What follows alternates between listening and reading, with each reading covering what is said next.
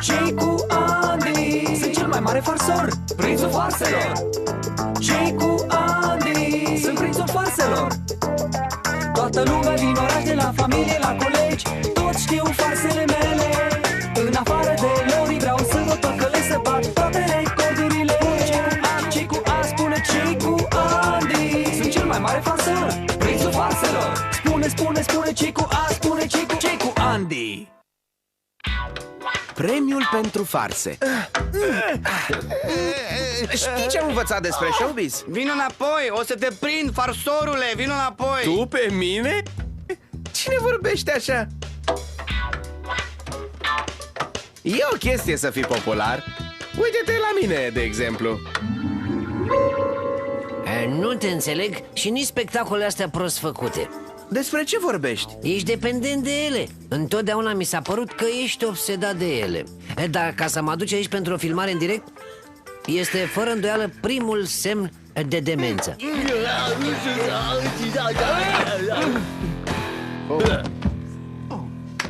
Bine, sunteți pregătiți pentru un spectacol live?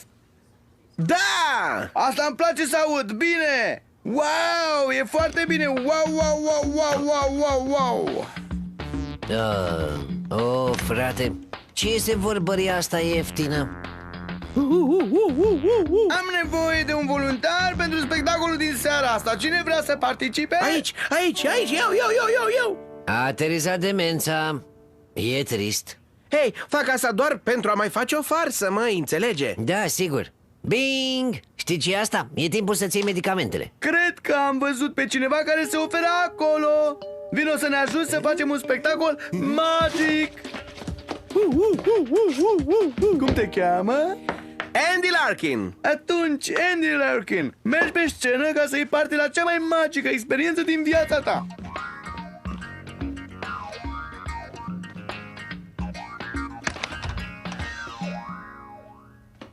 Salut! Mi-au spus că e nevoie de mine.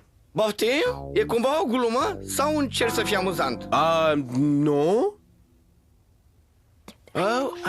Tu înlocuiești pe Comber și a scrântit mâna la seara la serviciu? Ce ar trebui să fac? Fie ești foarte dornic, fie mă iei de fraier. Dacă cumva e prima variantă, sunt încântat. Dacă e a doua, atunci o să-ți arăt eu. Să știi asta. Despre ce e vorba oricum? Eu sunt Birk. Ei sunt Corby și Filomela și împreună formăm trupa OO. Wow! Asta e... Pauză! A fost o trupă grozavă. Filomela, am nevoie de mai multă atitudine. Nu prea există spirit de stradă, să știi asta. Felicitări! Ești în grupul nostru. Nu mă dezamăgi. Contează pe mine, Burke. Bine, avem nevoie de un tip ca tine în trupă. Doar dacă nu râzi de mine. O să vezi tu cine e cel mai bun în trupă pe pielea ta. Wow, cineva e foarte, foarte stresat.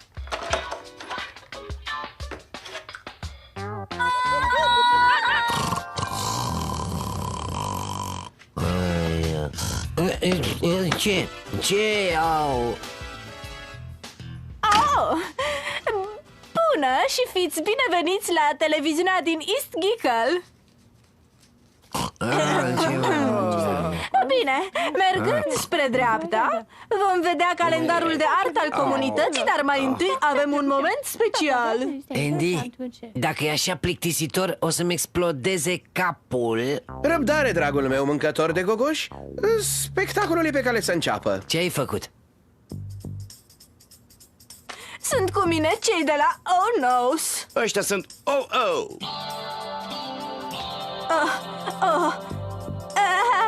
Îl iau eu. Asta a fost inteligent. Râzi de mine? Oh-ohs.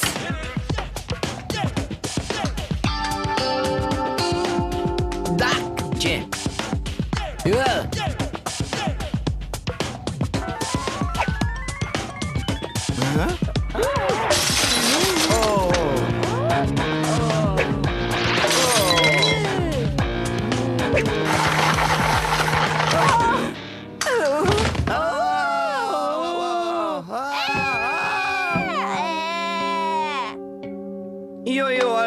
prețiosul meu yo-yo. Asta este frumos la transmisiunea în direct. Nu știi niciodată ce se poate întâmpla. Voi, cum vă v-ați numi, nu veți mai lucra niciodată în lumea showbiz-ului. Niciodată! Puteți să variați asta. Dar am făcut asta de 1000 de ori. O secundă, tu, Andy Larkin, tu ai făcut asta, te-ai jucat cu trupa nepotrivită. Ți-arăt eu ție. Cum se spune în showbiz, ieșirea este pe partea stângă.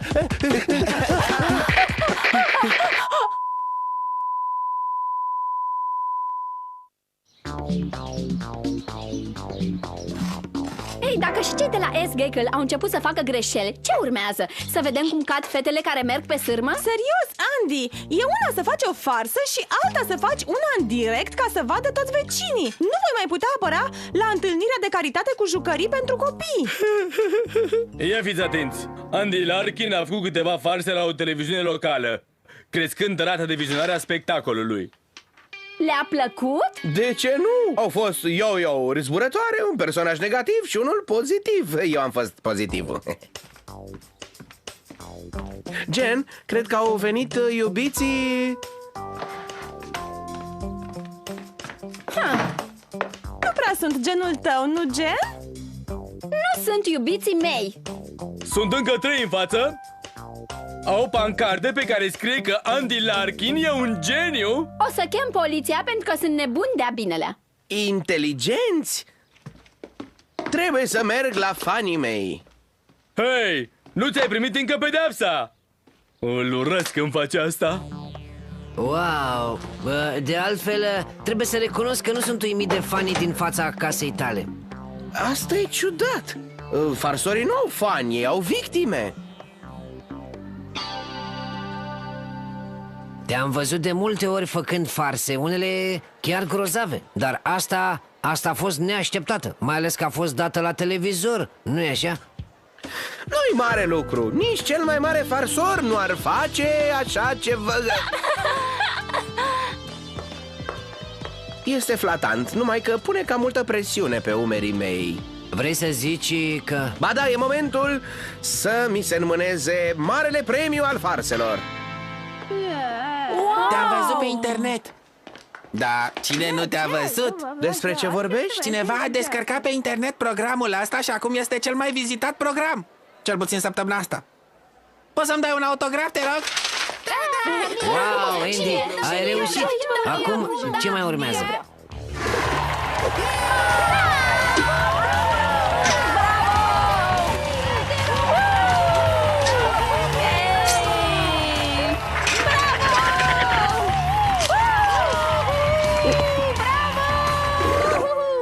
Îți spun eu, o să ne comportăm de parcă suntem cei mai mari scriitori de farse din Canada. Mersi, dar eu prefer premiul Beaver World din S-Geckel. La 8:55 în fiecare dimineață, Jervis... Da, mulțumesc. Jervis vine să-și ia apă pentru a-și drege vocea. Da, mulțumesc. Ești grozav! Și drege vocea pentru anunțul de dimineață. Mă înțelegeți? Îmi pare bine să vă cunosc. Asta este plictisitor. Mie îmi spui? Hei!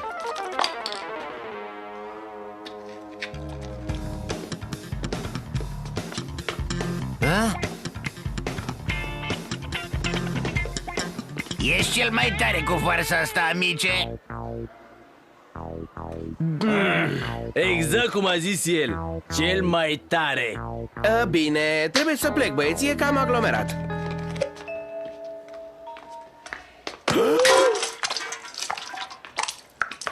O, Doamne! Hei, uitați! Andy pune o farsă la cale. De când este o farsă să torn colorant alimentar pe podea? Bravo, Jervis ar fi trebuit să... Nu mai contează. Privește și tu partea bună. O să facem eforturi mai mici pentru a face o farsă. Și... poate că acum o să-mi fac totuși o iubită. Uită, să faci farse e o artă, un stil de viață sau Tao dacă vrei. Trebuie practicat și onorat.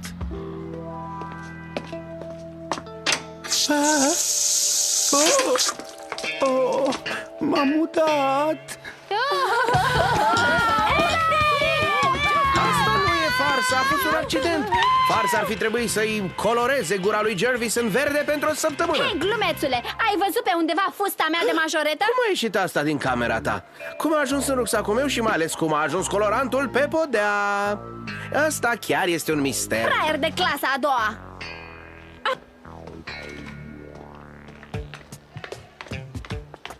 Hei, priviți! Sunt și eu un farsor! Sunt un farsor! Dacă el e un farsor, eu sunt fizician, violonist, avocat. Mă rog, ați înțeles voi ce vreau eu să zic. Mă gândeam că ar fi grozav dacă toată lumea ar lua parte la farsă. Fiecare ar participa cu ceva. O secundă.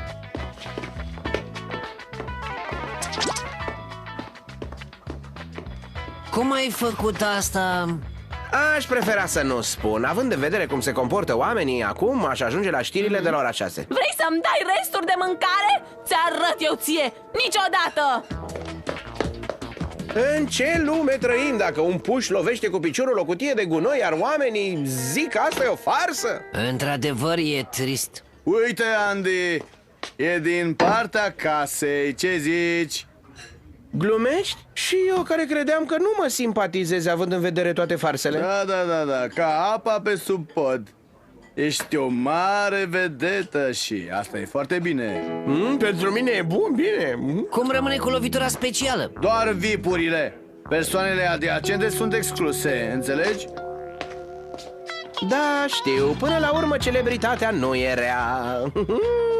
Nu știu, Sahib, fii atent.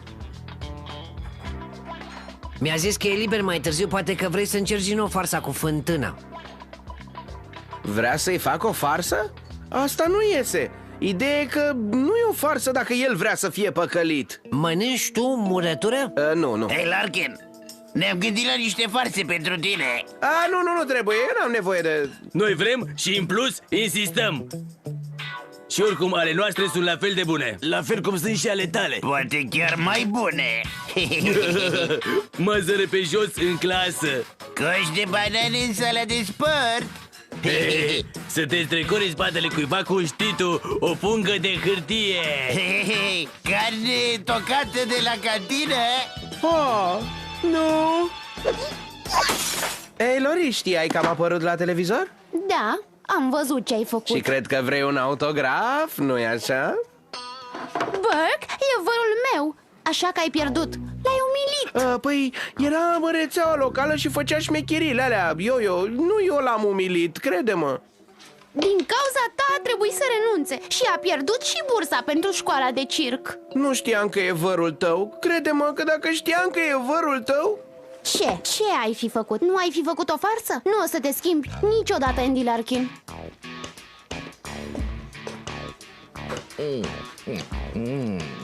Este o dezordine totală. Eu am făcut-o! Le-am pus pe toate așa cum erau. Priviți! Am făcut ca Andy Larkin. Și nu e prima dată. Televizorul a ucis reputația unui artist. Nu e bine. Scuze și pentru vărul Yo-Yo. Amice, vrei să ierți o farsă? Cine mai face farse? După farsa muzicală, lumea s-a potolit.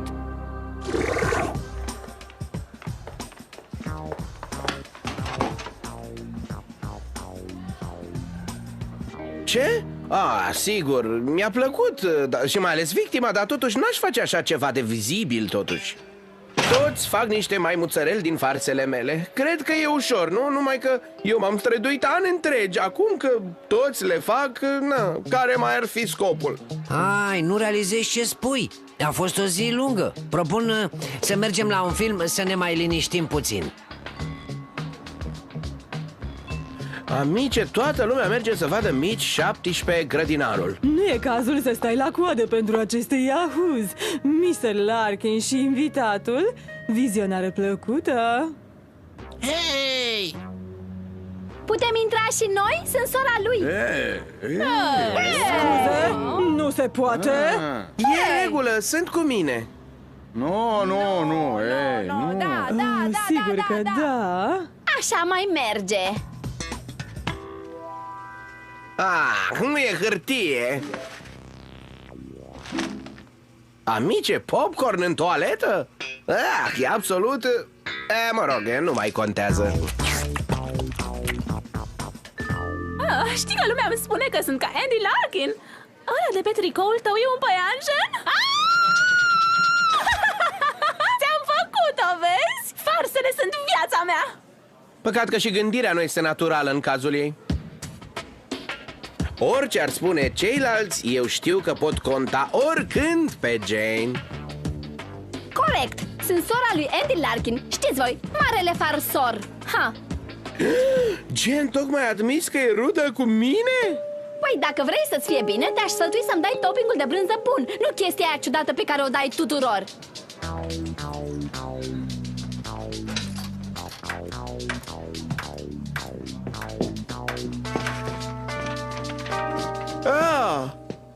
Bună ziua! Televiziunea? Sunt Andy Larkin. Vreau să particip iar la spectacolul vostru. Da, un interviu în direct și la final o mega farsă. E momentul să transform un VIP într-un nimic. Nimic? Scrie că viitorul spectacol trebuie văzut de toți fanii lui Andy Larkin. Toată lumea este invitată să vadă ultima farsă pe care o voi face. Doar nu vorbești serios. Ba da! Cine e victima norocoasă? Wow, sunt peste 100 de mesaje și toți întreabă același lucru. Cine o să fie? Anunță asta: cineva care merită mai mult ca oricine altcineva. Aoleu, să nu fiu eu? Da, eu voi fi victima. De n-aș fi eu. Ce-a fost asta? Scrie mare pe mine farsă. Serios? Îmi pare cam fraier. Fără nicio altă introducere, iată pe Anita Balum! Să trecem la ce așteaptă toată lumea. Andy Larkin.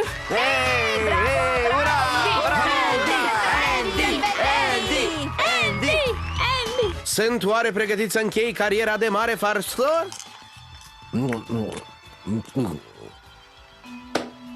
Farse de neuitat.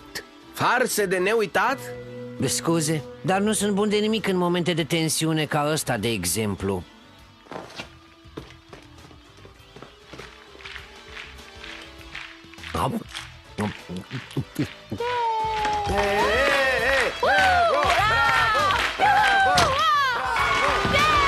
Mulțumesc! Trebuie să vă fac o mărturisire. N-am făcut niciodată o farsă. Da, așa este. Nu eu am făcut. Eu doar am făcut ce mi-a spus geniul care se ascunde în umbra. Mă rog, adevăratul farsor este un tip din Quebec pe nume Iggy Mitchell. M-a pus să jur că nu-i voi dezvălui identitatea. Mi-a zis că dacă fac asta vor exista consecințe. Dar nu mai pot să ascund asta. Vreau să vă spun doar că îmi pare cu adevărat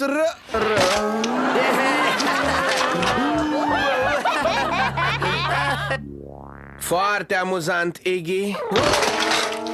Frișcă naturală, Iggy. Am intoleranță la lactoză.